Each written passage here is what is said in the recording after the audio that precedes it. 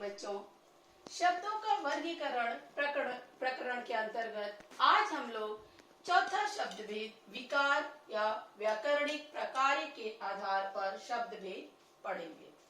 विकार परिवर्तन, लेकिन परिवर्तन किस आधार पर हो? व्याकरण के नियमों के आधार पर परिवर्तन। तो व्याकरण के नियमों के आधार पर जो परिवर्तन होता है वह दो तरह का होता है। पहला विकारी शब्द और दूसरा अविकारी शब्द। मतलब जो शब्दों में व्याकरण के नियमों के आधार पर जो परिवर्तन होता है वो दो तरह का होता है, एक विकारी और दूसरा अविकारी। विकारी, विकार का अर्थ होता है परिवर्तन या बदलाव। मतलब ऐसे शब्द जिनमें लिंग, वचन, कारक इत्यादि के आधार पर परिवर्तन होता है उसे विकारी शब्द कहते हैं। ये चार तरह के होते हैं। पहला संज्ञा, बच्चा, बच्चे, बच्चों आदि, लड़की, लड़कियां, लड़कियों आदि। सर्वनाम, वह, उसे, उससे, उसको, उसने आदि, यह, इसे, इससे, इसको, इसने आदि। तीसरा विशेषण, छोटी, छोटे, छोटों, छोटों से, छोटों ने, छोटों के लिए आदि। क्रिया, करना, करे, करें, करूं, करो आदि। ये हुआ विकारी शब्द। इसमें आपने देखा परिवर्तन हुआ, लिंग, वचन, कारक किसी न किसी आधार पर इसमें परिवर्तन हो रहा है। हमने बोला लड़का, अब लड़कों, क्या हो गया? ये एक वचन था बहुवचन हो गया। लड़कों ने, कारक के आधार पर परिवर्तन हो गया। कहने का तात्पर्य लिंग, वचन, कारक किसी न किसी आधार पर इसमें परिवर्तन होता है, इसीलिए इसे विकारी कहते हैं। इसमें बदलाव अवश्य हो सकता है। दूसरा है अविकारी, जिसमें लिंग, वचन, कारक किसी भी आधार पर कोई परिवर्तन नहीं होता है। प्रत्येक स्थिति में ये इसका रूप समान होता है। अविकारी को अव्यय भी कहा जाता है। अ जो है हमेशा निषेधात्मक होता है।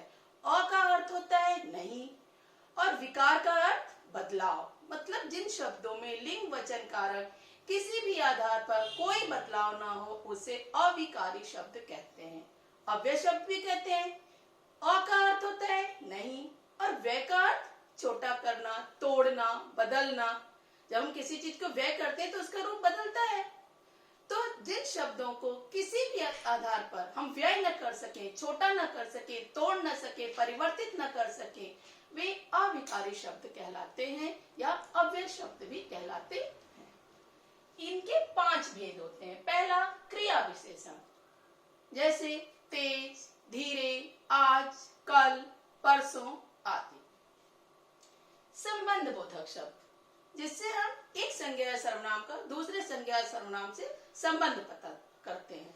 जैसे से पहले, मंदिर से पहले ही मेरा स्कूल है।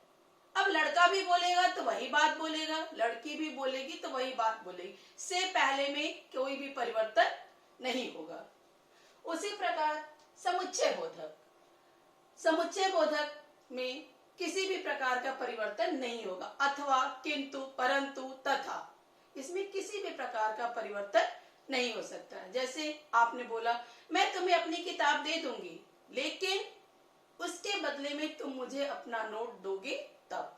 अब लेकिन लड़का, लड़की कोई भी बोले, लेकिन कभी भी परिवर्तित नहीं होगा। लेकिन, किंतु, परंतु, तथा, अथवा आदि। विस्मय आदि बोधक, विस्मय आदि जहां जिससे हम लोग बहुत अधिक घृणा, द्वेष, नफरत, खुश, दुख ये सब व्यक्त करते हैं। जैसे उफ, आहा, छी, अरे, आओ, उच। इन शब्दों में भी किसी भी प्रकार का परिवर्तन नहीं होता है। और अंतिम में निपात, जिसके द्वारा किसी शब्द विशेष पर जोर दिया जाता है। ही, भी, तो, तक।